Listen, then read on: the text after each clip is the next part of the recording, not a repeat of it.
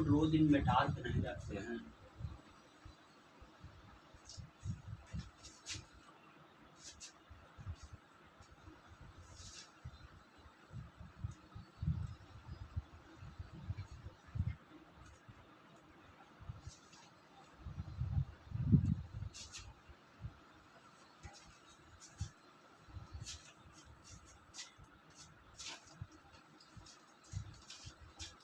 कल आप लोग को कहाँ तक बता दिए थे जी?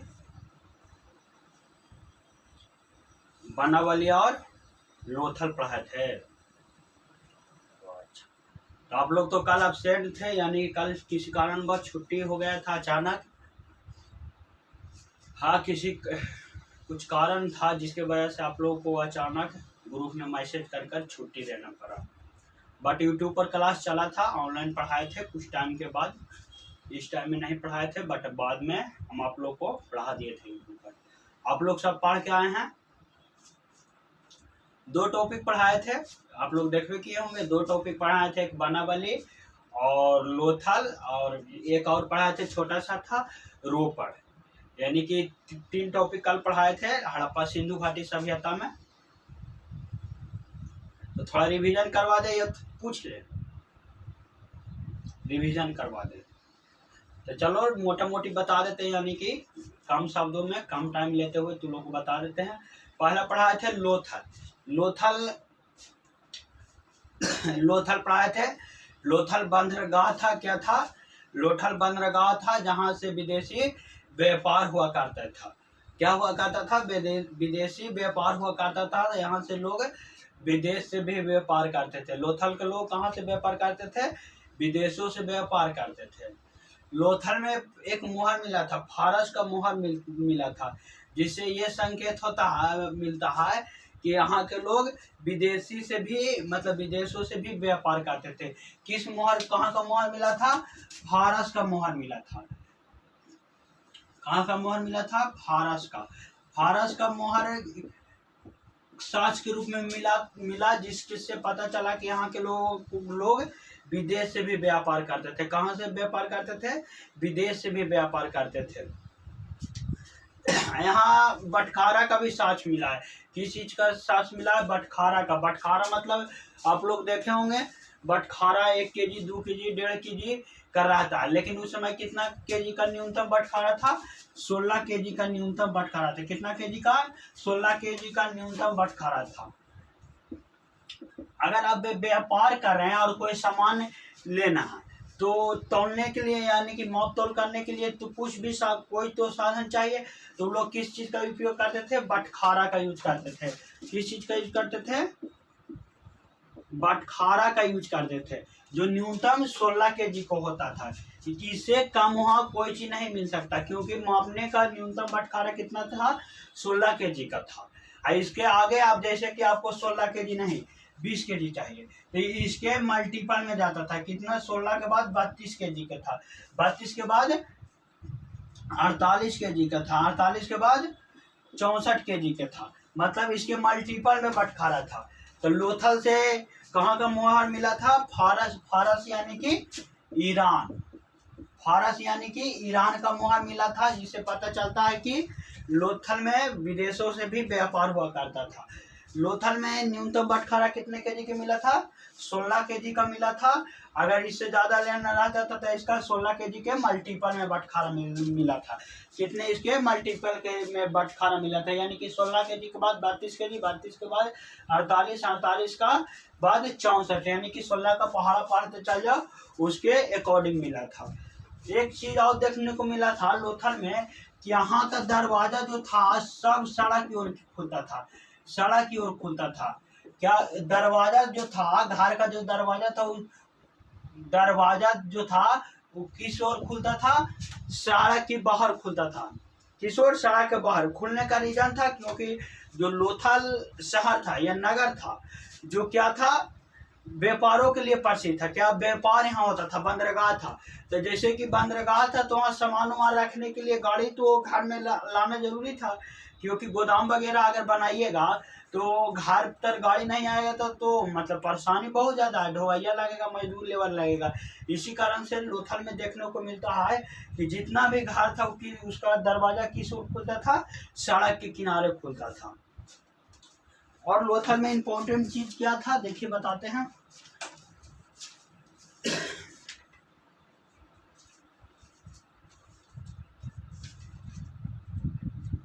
और लोथल में इम्पोर्टेंट इतने चीज और कुछ भी नहीं था। लोथल था जो भोगवा नदी के किनारे स्थित था। किस नदी के किनारे स्थित था, भोगवा नदी के किनारे स्थित था। और ये कहाँ मिला था, गुजरात के अहमदाबाद में मिला था। कहाँ मिला था, गुजरात के अहमदाबाद में मिला था। इसके अलावा तो हाँ एक हाँ सबसे इम्पोर्टेंट बात जो है, लोथल में साती पार्था का साक्ष मिला था। किस चीज का साक्ष मिला था, साती पार्था का। साती पार्था यानी कि लोथल, अगर क्वेश्चन पूछा जाए कि साती पार्था का साक्ष कहाँ से मिला था, तो कहाँ से मिला था, लोथल से मिला था। लोथल, साती पार्था का साक्ष कहाँ से मिला था, लोथल से मिला था। साती पार्था का मतलब ये होता है कि जब किसी का पति का मृत्यु हो जाता था तो उसका पत्नी को भी साथे साथे जला या दफना दिया जाता था। तो ये सती पे मतलब सती पार्था एक मतलब कहो तो बहुत बड़ा कुरीतिया था, क्योंकि जीने का अधिकार सबको होता है। अगर किसी को मृत्यु हो जाए तो उसके चलते तो उसको दूसरा कोई को तो नहीं मानना चाहिए। तो ये बहुत लंबा समय चला था, यानी कि 1750 के पहले से ही चल रहा था, ये आकर बाद में खत्म हुआ। तो साती पार्था का साक्ष कहाँ से मिला, तब मिलता है लोथल से मिलता है। और लोथल किस नदी के किनारे स्थित था, भोगवा नदी के किनारे। इसको याद करने का ट्रिक था, लोथल किस नदी के किनारे स्थित था, भोगवा नदी के किनारे स्थित था। इसको याद करने का ट्रिक था, क्या था कि जिसकी बीवी लोथ हो गई उसे लोथल कहते हैं। यानी कि जिसकी बीवी अगर शादी किया और तुम्हारा बीवी किसी कारणवश से लोथ हो गया तो तुमको तो भोगना पड़ेगा। भोगना मतलब क्या करना पड़ेगा, तुम्ही को खाना बनाना पड़ेगा। अगर बाल बच्चा हुआ तो उसको पालन पोषण तुम्ही को करना पड़ेगा, जो लड़का के लिए, पुरुष जाति के लिए बहुत मतलब कठिन काम है। मतलब और सब काम कर सकता है, लेकिन छोटा बच्चा को पालना, खाना वाना बनाना, ये मतलब बहुत मुश्किल वाला काम है। तो जिसकी बीवी लोथ हो गई उसे क्या कहते हैं, लोथल। यानी कि अगर किसी कारणवश किसी का बीवी लोथ हो जाती तो उसको क्या करना पड़ता, भोगना पड़ता। यानी कि लोथल किस नदी के किनारे स्थित था, भोगवा नदी के किनारे स्थित था। इसके बाद पढ़ाए थे वो बानावली। इसके बाद क्या पढ़ाए थे, बानावली पढ़ाए थे।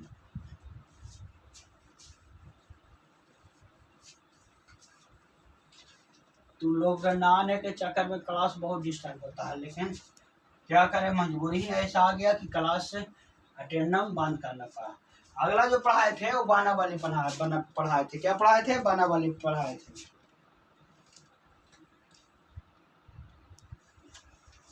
अगला क्या पढ़ाए थे, वो बानावली। बानावली में बानावली जो था वो रंगोई नदी के किनारे स्थित था। बानावली रंगोई नदी के किनारे स्थित था। किस नदी के किनारे स्थित था, रंगोई नदी के किनारे स्थित था। आइए हरियाणा में पड़ता है, कहाँ पड़ता है, हरियाणा में। बानावली किस नदी के किनारे स्थित था, हरियाणा में। मतलब किस नदी के किनारे था, रंगोई नदी के किनारे स्थित था। और कौन सा शहर में पड़ता है, कौन सा भारत के कौन सा राज्य में पड़ता है, हरियाणा में पड़ता है। तो इसको याद करने के लिए बताए थे, मतलब आप लोग देखे होंगे तो बताए थे कि बानावली यानी कि बान माने होता है जंगल। जंगल कैसा रहता है, हरा भरा रहता है। कैसा रहता है बान, बान माने जंगल होता है। आप लोग संस्कृत में पढ़े होंगे, गजा माने हाथी, उनका माने उल्लू, उसी तरह बाना माने जंगल होता है, यानी कि बानावली। तो बान कैसा होता है, हरियर होता है, हरा भरा होता है, उसमें हरा हरा पेड़ पौधा रहता है, बड़ा बड़ा वृक्ष रहता है। वो कैसा रहता है, हरा रहता है। तो बानावली किस राज्य में स्थित था, हरियाणा में स्थित था। अब देखो रंगोई नदी, इसका नदी याद कराने के ट्रिक बताए थे। ट्रिक क्या था, देखो रंगोई नदी यानी कि बानावली मतलब जंगल किस नदी के किनारे स्थित था, जंगल किस नदी के किनारे स्थित था, रंगोई नदी। यानी कि नदी के किनारे स्थित था, जंगल अगर नदी के किनारे स्थित होता है तो वहाँ मतलब वृक्ष जो डेवलप करने का उसका जो क्षमता होता है वो बढ़ जाता है। क्यों काहे बढ़ जाता है? क्योंकि बगल में पानी होता है, उसको अवशोषण करने में आसानी होता है। तो वन किस नदी के किनारे स्थित था? रंगोई नदी के कारण। और नदी के किनारे वन स्थित होने के कारण वहाँ बहुत सारे रंग बिरंगे फूल खिलते थे। कैसा फूल खिलते थे? रंग बिरंगे फूल खिलते थे, जैसे अड़हुल के फूल, गुलाब के फूल, चमेली, चंपा चमेली जो भी कहो। उसमें तुम लोग का सबसे फेमस होगा गुलाब का फूल। गुलाब का फूल मोहन देता है किसको? गिफ्ट में। मोहन समझ गया होगा किसे देता है मोहन? तो गिफ्ट में देता है गुलाब के फूल। तो क्या था कि रंगोई नदी बनावली किस नदी के किनारे स्थित था? रंगोई नदी के किनारे स्थित था। क्यों स्थित? मतलब इस चीज का याद करने का ट्रिक क्या था कि अगर वन जंगल के मतलब नदी के किनारे स्थित रहेगा तो रंग बिरंग फूल खिलेगा। तो बनावली किस नदी के किनारे स्थित था? रंगोई नदी के किनारे स्थित था। इसमें एक चीज और मिलता है देखने को कि बनावली पूरे हड़प्पा सभ्यता में, बनावली एक ऐसा जगह मतलब नगर या शहर का लो जो पूरे हड़प्पा सभ्यता में जिसमें नाली का व्यवस्था नहीं था। क्या का व्यवस्था नहीं था? नाली का व्यवस्था नहीं था, यानी कि इसमें पानी निकालने का व्यवस्था नहीं था। जैसे आप लोग देखे होंगे या हम लोग के घर में अभी भी देख रहे होंगे कि नली रहता है, मतलब घर में जो पानी यूज होता है, बेकार जो पानी बचता है उसको निकालने के लिए क्या होता है? नाली होता है, जो नाली के सहारे एक दूसरे से जुड़ते हुए खाए मतलब पोखर उखर में जाके गिर जाता है। लेकिन बनावली शहर में ऐसा नहीं था। वहाँ पर सोख्ता का सांस मिलता है। किस चीज़ का सांस मिलता है? सोख्ता का सांस मिलता है। सोख्ता, सोख्ता आप लोग सब देखे होंगे। सोख्ता मतलब होता है कि घर में गड्ढा कर कर बना दिया जाता है। इसमें बालू ईंटा छाड़ नहीं, बालू ईंटा गिट्टी छोटा छोटा पदार्थ जो पानी अधिक मात्रा में अवशोषित करे वो सब पदार्थ डालकर यहाँ पर एक छिद्र कर दिया जाता है। इसी में जो चापाकल जो भी पानी आता था इसी में जाता और ये पानी यहाँ ऑब्जर्व होकर सोख लेता था। तो सोख्ता का साज कहाँ से मिलता है? बनावली से मिलता है। और कौन सा ऐसा नगर था जहाँ पानी निकासी का व्यवस्था नहीं था, यानी कि नली का व्यवस्था नहीं था? तो कौन सा शहर था? बनावली। एक और देखने को मिलता है कि बनावली में रास्ता टेढ़ा मेढ़ा था। कैसा रास्ता था? टेढ़ा मेढ़ा था। यहाँ का जो रास्ता था टेढ़ा मेढ़ा था। यहाँ का रास्ता कैसा था? टेढ़ा मेढ़ा था, यानी कि लांगर टेढ़ा था बनावली के। यानी कि इसको याद रखने के लिए देखो, बाना माने जंगल, बान माने क्या होता है? जंगल। जंगल का रास्ता टेढ़ा मेढ़ा होता है। कैसे? कि सीधा नहीं हो सकता, क्योंकि आगे जैसे जैसे आगे बढ़ेगा वो उसी प्रकार से मतलब पेड़ में मान लीजिए 4 डेग आगे बढ़ा, बीच में पेड़ हो गया आ गया तो क्या करेगा? काट के जाएगा, तो रास्ता तो टेढ़ा हो गया। तो यानी कि बान माने जंगल, और जंगल में रास्ता किस प्रकार का होता है? टेढ़ा मेढ़ा होता है। एक पढ़ाए थे रोपड़। क्या पढ़ाए थे? रोपड़। रोपड़ में सबसे जो महत्वपूर्ण चीज़ था कि यहाँ का रोपड़ में जो सबसे महत्वपूर्ण यानी इम्पोर्टेंट बोले तो इसमें एक ही चीज़ आता है कि हम मालिक के साथ जानवर को भी दफनाने का सांस मिलता है। किस चीज़ का सांस मिलता है? मालिक के साथ जानवर को दफनाने का सांस मिलता है। अगर कोई जानवर पाला है, जैसे कुत्ता बिलाई अगर कोई पाला है तो उसका मालिक अगर किसी कारणवश से डेथ कर गया तो उसका जो जानवर पाला है उसको भी साथे साथे दफनाया जाता था। तो क्या किया जाता था? दफनाया जाता था। आप लोग अभी भी देखे होंगे, ऐसा तो नहीं है दफनाने का था, लेकिन आप लोग गांव के होंगे जो देखे होंगे कि अगर किसी कारणवश से गाय वो आप रात में बांधे या भैंस अगर ऐसा ना हो, अगर किसी कारणवश वो गाय या भैंस जो भी हो उसका डेथ हो जाता है, आपके हाथ से बांधा हुआ किले में बांधा रह जाता है, तो आप लोग देखे होंगे कि 10 घर 5 घर से कुछ मांग के लाना पड़ता है, रस्सी दिखाकर बिना मौन व्रत धारण करके गौ हत्या से पाप मुक्ति के लिए उसको मतलब लाया जाता था। तो उसी प्रकार क्या उस समय का प्रथा था कि अगर जो जानवर पाला उसका काम किसी कारणवश उसका मालिक मार जाता था तो उसका जानवर को भी साथ साथ दफना दिया जाता था। तो याद करने के लिए क्या था इसमें सबसे इम्पोर्टेंट जो चीज़ था याद करने के लिए क्या था? रोपड़। यानी कि जब मालिक मार जाता था तो उसका जानवर क्या करता था? रो पड़ता था, इसलिए उसको भी दफना दिया जाता था। चलो इसको आगे आज पढ़ाते हैं। अब छोटा मोटा कुछ शहर बचा हुआ है, ज़्यादा नहीं है, थोड़ा बहुत छोटा छोटा है। कहा कि हड़प्पा में लगभग 350 शहर मिला था, जिसमें लगभग गुजरात में ही मिला था। बट उतना इम्पोर्टेंट नहीं है सभी को पढ़ना, 250-300 पढ़ने से कोई फायदा भी नहीं होगा। पढ़ो वहीं जो एग्जाम में टैली करने का संभावना हो, यानी कि लड़ने का संभावना हो। कल आप लोग यहाँ तक याद करके आइएगा, आज के आगे पढ़ा देते हैं। 3-4 गो शहर है और इसके बाद पढ़ेंगे सिंधु घाटी सभ्यता के विशेषता पढ़ेंगे। तो पहला शहर कौन सा था पढ़ना है? धौलावीरा।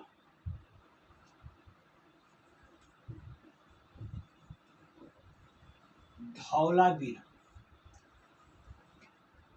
पहला जो आज शहर पढ़ना, क्या पढ़ना है? धौलावीरा। धौलावीरा गुजरात में स्थित है। कहाँ कहाँ स्थित है? गुजरात में स्थित है। धौलावीरा कहाँ स्थित है? गुजरात में स्थित है।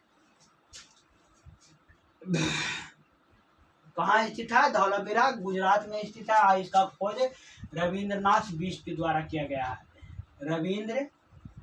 रविंद्रनाथ बिष्ट के द्वारा किया गया है। किसके द्वारा किया गया है? रविंद्रनाथ बिष्ट के द्वारा किया गया है। धौलावीरा किस राज्य में स्थित है? गुजरात में स्थित है। और किस नदी के किनारे, मतलब कि इनका खोज किसके द्वारा किया गया था? रविंद्रनाथ बिष्ट के द्वारा किया गया था। अब किस राज्य में है, इसका याद करने का ट्रिक है।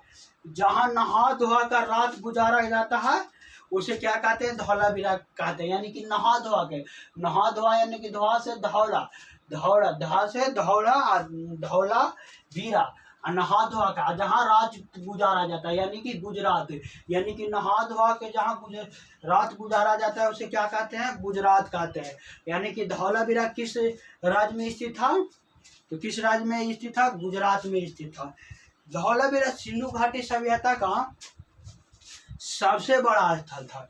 क्या था? सबसे बड़ा स्थल था, यानी कि सबसे बड़ा स्थल था। पूरा सिंधु सभ्यता में सबसे बड़ा स्थल अगर पूछा जाए तो कौन सा था?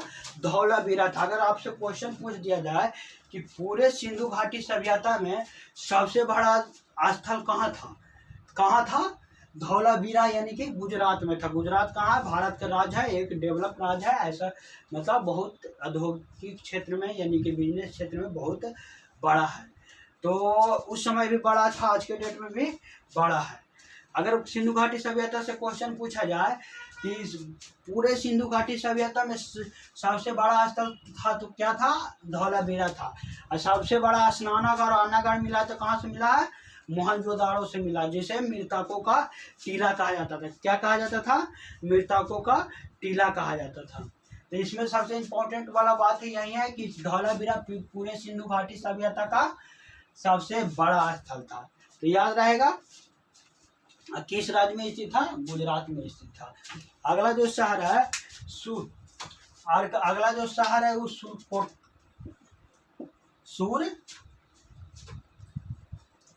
सूरकोटदा। क्या? सूरकोटदा। हाँ, सूरकोटदा था।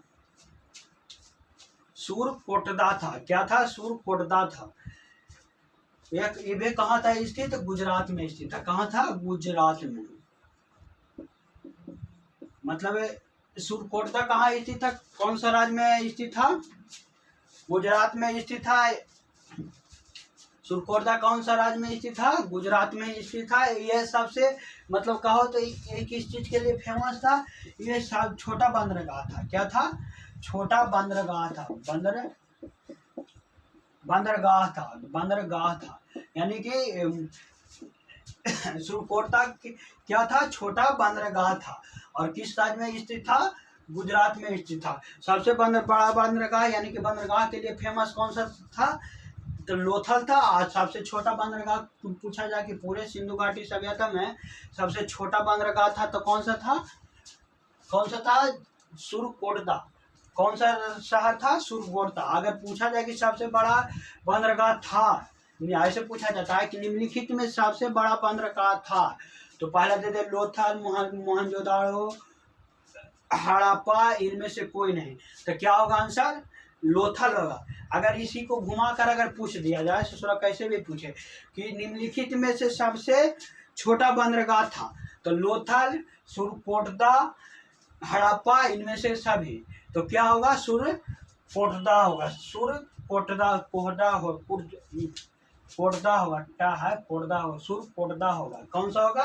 सुरकोटदा। इससे फेमस किस है? इसमें और एक साथ मिला है काला सावधान का। काला सावधान का मिलता है। इसका मतलब क्या होता है कि मृत्यु होने के बाद कलश में उसको मतलब दफनाया जाता था। किस चीज में दफनाया जाता था? कलश में। यानी कि लोथल में मिला था अथी सती प्रथा का सावधान मिला था, यानी कि एक साथ पति पत्नी को दफनाया जाता था। और सुरकोटदा में क्या मिला था? कलश और सावधान का साथ मिलता है, यानी कि कलश में मतलब उनका मृत्यु हो जाने के बाद किसी का उसको कलश में दफनाया जाता था। अगला जो शहर था, ये सब छोटा छोटा शहर है, इम्पोर्टेंट नहीं है, बट इसमें सबसे इम्पोर्टेंट है तो ये कि सबसे बड़ा स्थल था। और इसमें ये इम्पोर्टेंट है कि सबसे छोटा बंदरगाह था तो सुरकोटदा। अगला देखते हैं, अगला है रंगपुरा।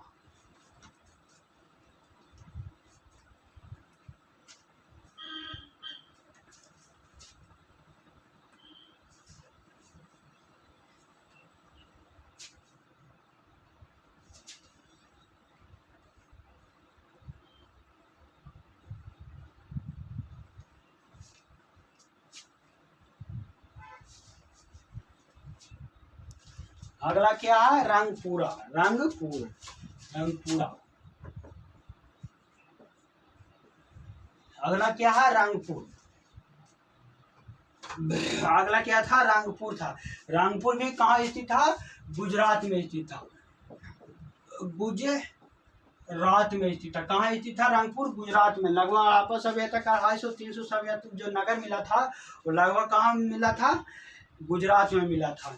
तो कहाँ स्थित था? गुजरात में स्थित था। रंगपुर कहाँ स्थित था? गुजरात में।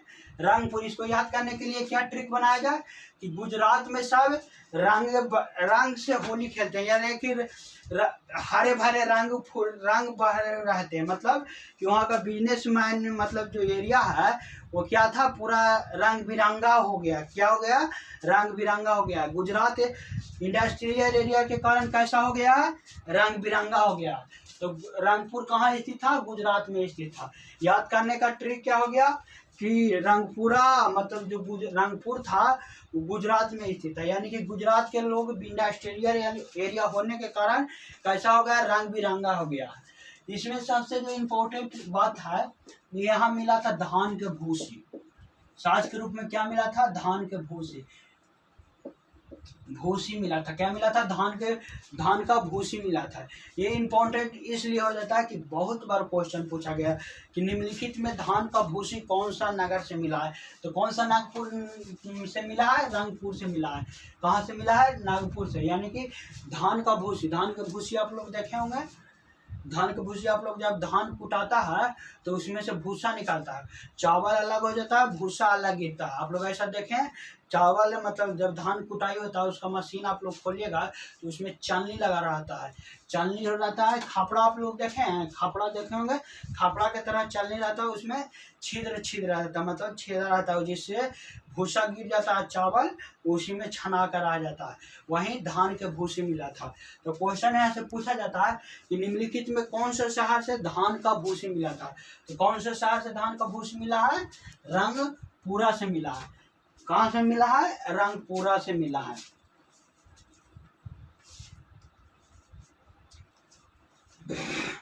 कहाँ से मिला है? रंगपुरा से मिला, यानी कि धान का भूसी रंगपुरा से मिला। अगला एक सबसे जो महत्वपूर्ण क्वेश्चन हो जाता है, अगला क्वेश्चन पर ध्यान दीजिएगा कि धौलावीरा पूरा हड़प्पा सभ्यता का सबसे बड़ा स्थल था। क्या था? पूरा मतलब हड़प्पा सभ्यता का सबसे बड़ा स्थल था। लेकिन अगर यही पूछ दे कि भारत में सबसे बड़ा स्थल कौन सा था, मतलब हड़प्पा सभ्यता भारत में मिला था, तो भारत में सबसे बड़ा स्थल कौन सा था? अगर क्वेश्चन पूछा दे कि भारत में सबसे बड़ा स्थल कौन सा था, हड़प्पा सिंधु घाटी सभ्यता में सबसे बड़ा स्थल कौन सा था? तो कौन सा था? राखी गाड़ी। राखी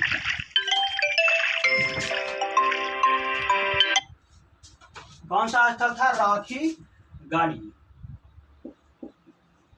राखी गाड़ी था। कौन सा स्थल था? राखी गाड़ी था। गाड़ी, राखी गाड़ी था। पूरे भारत मतलब हड़प्पा सभ्यता जो भारत में मिला था, भारत के राज्यों में मिला था, जो सबसे बड़ा स्थल मिला था, तो कौन सा स्थल मिला था? राखी गाड़ी मिला था। कौन सा स्थल मिला था? राखी गाड़ी मिला था। ये बार बार आवाज कहाँ से आ रहा है जी? जाइए बंद कीजिए तो जाकर।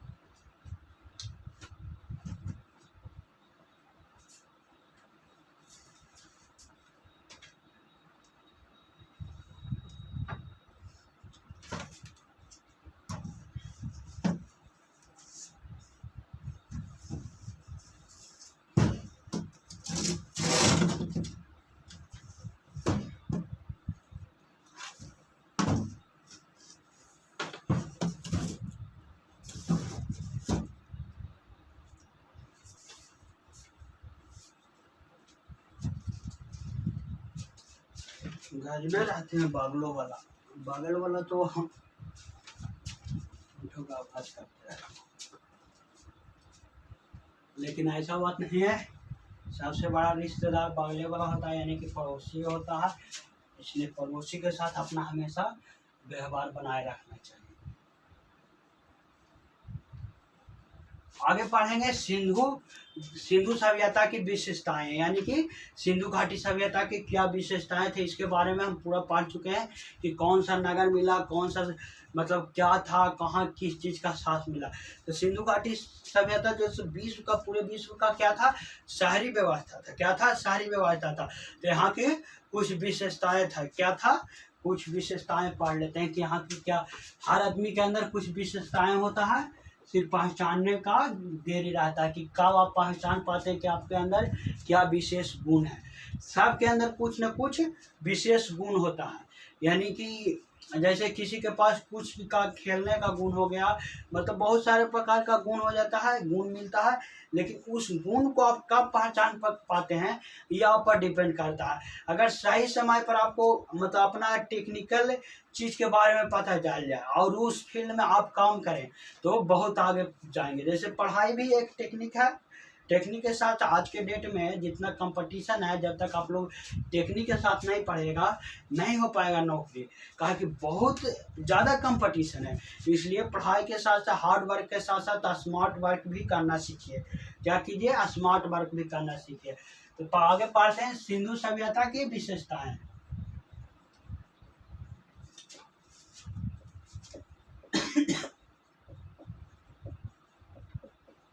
सिंधु घाटी सभ्यता का विशेषताएं पाते हैं। देखिए यहाँ विशेषताएं के रूप में क्या था। पहला देखते हैं कि सिंधु घाटी सभ्यता कैसा सभ्यता था? कैसा सभ्यता था? नगरीय सभ्यता। चलिए सही है, ये तो आप ही लोग बता दीजिएगा। नगरीय सभ्यता था। सिंधु घाटी सभ्यता कैसा सभ्यता था? नगरीय सभ्यता, ये जिसे शहरी सभ्यता भी कहते हैं। पूरे कहे तो पूरे हड़प्पा सभ्यता नहीं, पूरे विश्व की सभ्यता में सिंधु घाटी सभ्यता जो था वो कैसा था? शहरी सभ्यता था। सिर्फ सिंधु घाटी सभ्यता नहीं, यानी कि पूरे विश्व में जितना भी सभ्यता था उसमें सिंधु घाटी सभ्यता ही था जो एक शहरी सभ्यता था। अगला क्या है? यहाँ के नालियाँ ढकी हुई होती थी। क्या थी? यहाँ की नाली जो था जो ढाकी हुआ करती थी, ढाकी थी। क्या थे? ढाकी हुई हुआ करती थी। आप लोग देखे होंगे हमारे यहाँ के तो नाली लगभग गांवों में उघाड़ा ही हुआ रहता है, लेकिन रोड पर देखिएगा आज के डेट में जो नया नया नालियाँ बन रहा उसके ऊपर ढलाइया कर दिया जाता था। लेकिन ये सच कहाँ से मिला है? सिंधु घाटी सभ्यता में भी मिला है। क्या सच मिला है? कि वहाँ की नालियाँ रहता था जो क्या रहता था? ढका हुआ रहता था। अगला विशेषता में देखेंगे कि ऐसे किसी को जिंदा रहने के कि अर्थव्यवस्था यानी कि इकोनॉमी का बहुत जरूरत है, यानी कि पैसा। पैसा को बिना पैसा के आज के जीवन में जैसे कि कुछ है ये नहीं है। बद कहता ना कि बाप बड़ा ना भैया, सबसे बड़ा रुपया है। सही बात है, पैसा के बिना जब तक आपके पास पैसा नहीं है आपको साथ कोई नहीं है। अरे ससुरा तू लोग वो गर्लफ्रेंड पर मतलब कैसे करके फंसा लिया तो उसको अगर पैसा नहीं देगा तो वो छोड़ के भाग जाएगी। इसलिए पैसा बहुत इंपॉर्टेंट चीज़ है। तो हड़प सिंधु घाटी सभ्यता के लोगों का अर्थव्यवस्था का मुख्य आधार क्या था? कृषि था। यानी कि अर्थव्यवस्था का मुख्य आधार क्या था? अर्थव्यवस्था का मुख्य आधार क्या था? कृषि।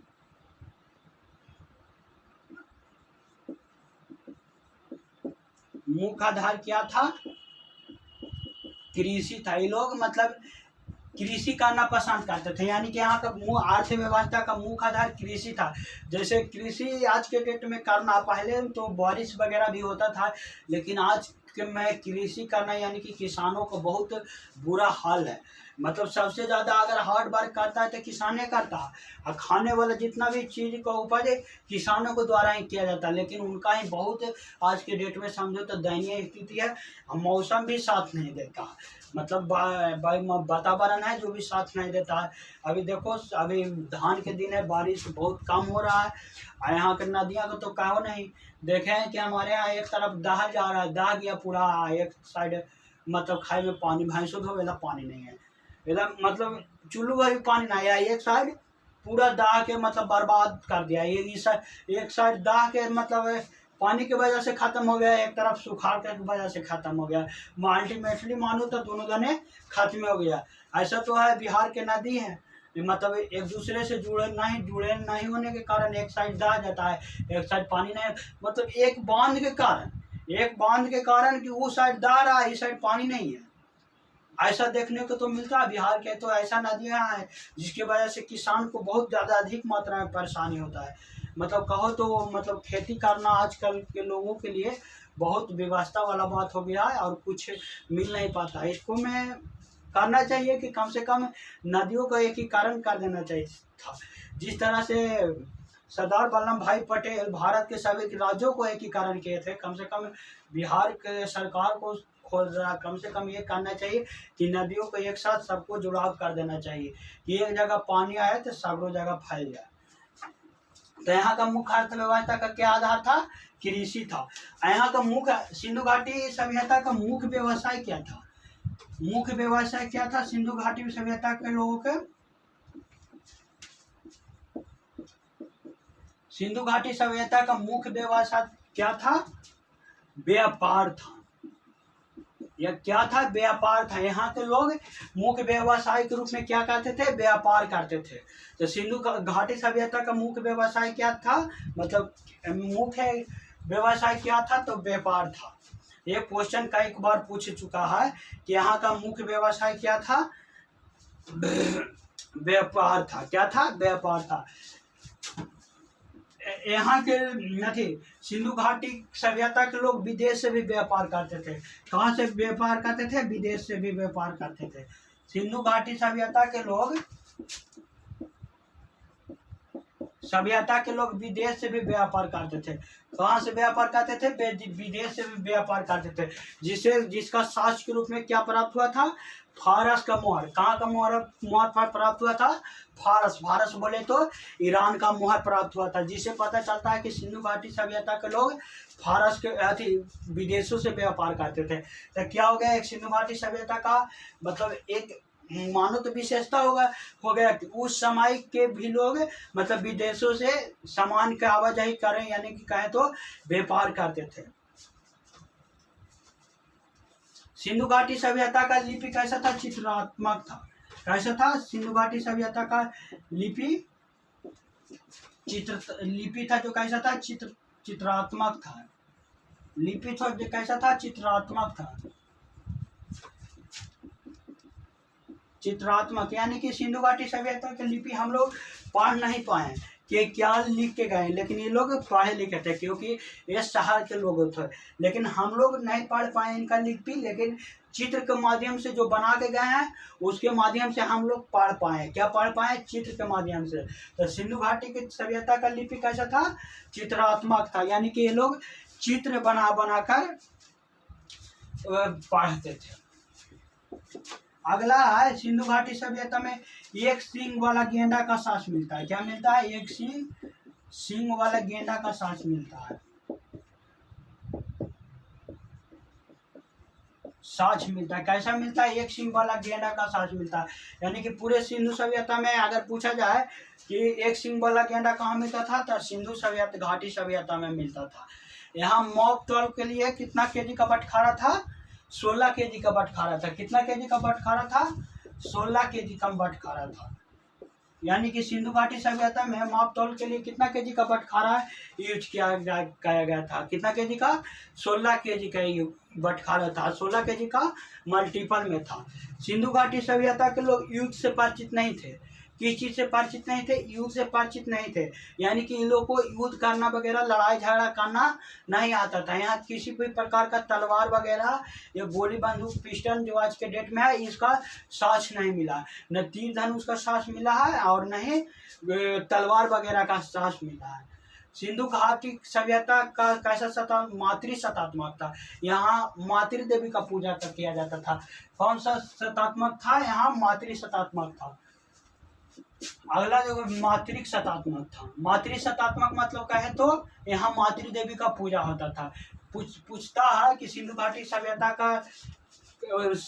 सभ्यता था, ऑप्शन देके मातृ शतात्मक, पितृ शतात्मक या ये भी दोनों या इनमें से कोई नहीं था। कैसा था? मातृ शतात्मक था। यानी कि यहाँ माता की पूजा किया जाता था। अगर किसी को डिफाइन भी करना, जैसे अपना बारे में बताना रहता था, तो ये लोग माता के नाम से बताते थे। कैसे कि हम इनका बेटा है। लेकिन आज के डेट में आप लोग पिताजी के नाम से बताते होंगे। अगर गांव में कोई पूछे कि आप केकर बेटा हैं, तो किसका बताते हैं? पापा का नाम बताते हैं। लेकिन इस समय सिंधु घाटी सभ्यता के लोग किनका नाम बताते थे? अपना माता का नाम बताते थे। अगर आप नानी घर जाइएगा ना, तो मातृ शतात्मक का थोड़ा सा फीलिंग आएगा। क्या आएगा? फीलिंग थोड़ा सा आएगा कि हम फलानमा के बेटा है, मतलब उनका बेटा है। लेकिन अगर दादा घर यानी कि अपना घर रहिएगा, तो किसका? पितृ शतात्मक का बोध होता है। थोड़ा बहुत नानी घर गेला पर मातृ शतात्मक का बोध होता है। तो सिंधु सभ्यता की किनका पूजा होता था? मातृ देवी का पूजा होता था, जिसे मातृ शतात्मक कहा जाता था। तो सिंधु घाटी सभ्यता निम्नलिखित में से क्या था? पितृ शतात्मक या मातृ शतात्मक? क्या था? मातृ शतात्मक था। यहाँ का लोगों का मुख्य व्यवसाय क्या था? व्यापार करना था। एक अगला जो विशेषता, इसका मतलब कहो तो दुर्व्यवहार है कि सिंधु घाटी सभ्यता का विनाश का मुख्य कारण किसे माना जाता है? बाढ़ माना जाता है। मतलब कईयों लोगों के वैज्ञानिक के द्वारा अलग अलग विचार आए हैं, लेकिन इसका मुख्य कारण जो था व्यापार था। किन्हीं कोई बताया है, बहुत सारे वैज्ञानिकों मतलब रिसर्चर ने बताया है, किन्हीं ने बताया है कि जलवायु परिवर्तन के कारण हुआ, किसी ने बताया बाढ़ के कारण। लेकिन जो सबसे सटीक है वो क्या था? बाढ़ के कारण। पूरे सिंधु घाटी सभ्यता यानी कि हड़प्पा सभ्यता का विनाश का मुख्य कारण क्या था? बाढ़ था। यहाँ से क्वेश्चन दाग देता है, कभी कभी पूछ देता है कि सिंधु घाटी सभ्यता या हड़प्पा सभ्यता का विनाश का मुख्य कारण था। तो मुख्य कारण क्या था? बाढ़ था। मुख्य कारण क्या था? बाढ़ था। अगर पूछे कि सिंधु घाटी सभ्यता का विनाश का मुख्य कारण क्या था? बाढ़ था। आप लोग मोहनजोदारो फिल्म देखिएगा। अगर पूरा डिटेल में इसको बारे में जानना है कि किस तरह से बाढ़ के कारण पूरा सिंधु घाटी सभ्यता का विनाश हुआ, तो आप लोग मोहनजोदारो फिल्म देखिएगा। ऋतिक रोशन का बहुत बढ़िया मूवी है, मतलब देखिएगा तो उसमें दिखाया गया है कि किस तरह से सिंधु घाटी सभ्यता के लोग रहते थे। लोथल के बारे में दिखाया गया है कि यहाँ कैसा बंदरगाह था, और व्यापार के बारे में बताया गया है कि यहाँ के लोग व्यापार किस तरह से करते थे, एक दूसरे शहर एक दूसरे देश में जाकर किस तरह से लोग व्यापार करते थे। अगर इसके बारे में अभी यहाँ तो सिंधु घाटी सभ्यता समाप्त हो गया, इसका विशेषता वगैरह पढ़ा दिए, कल याद करके आइएगा। अगर अभी आप लोग को टाइम मिले तो आप एक बार जाकर मोहनजोदारो फिल्म जरूर देख लीजिएगा। मोहनजोदारो फिल्म देख लीजिएगा तो जितना भी पढ़े हैं ना, वो हर चीज जगह पर आपको याद आते रहेगा कि इस वजह से ये कारण हुआ था। अगर टाइम मिले तो मोहनजोदारो आप लोग फिल्म देख लीजिएगा।